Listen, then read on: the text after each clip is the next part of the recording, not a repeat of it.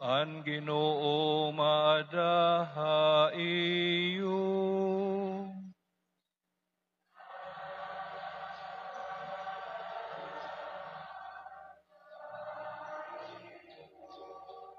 Pagbasa ti kangan santos nga ebanghelyo, sumalakan San Lucas.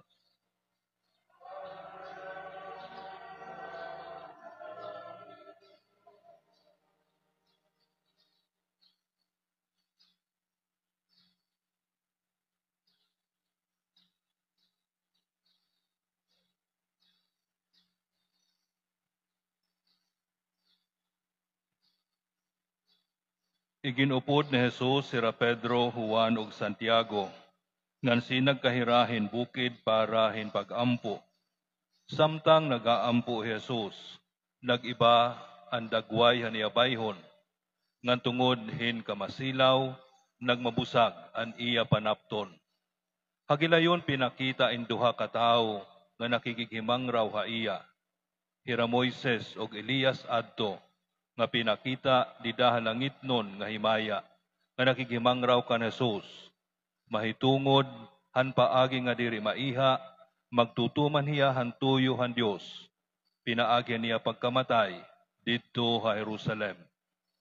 Maupay gud ang paghingaturog ni Pedro nga iya mga kaupod. Kundi nagmatahira nga nakakitahan himaya ni Jesus, nga nanduha nga mga tao, nga nagkakatukdaw upod haiya. Hanti baraya na kan Jesus ang mga tao. Nagsiring hi Pedro haiya.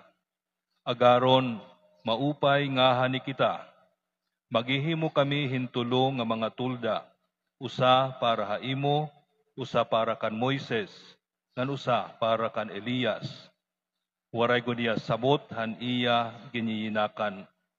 Samtang nagiyinakan pa hiya, pinakita in usa nga dampog nga nakalambong haira, nga nahadlok ang mga tinun-an, didahan pagtungod han dampog haira.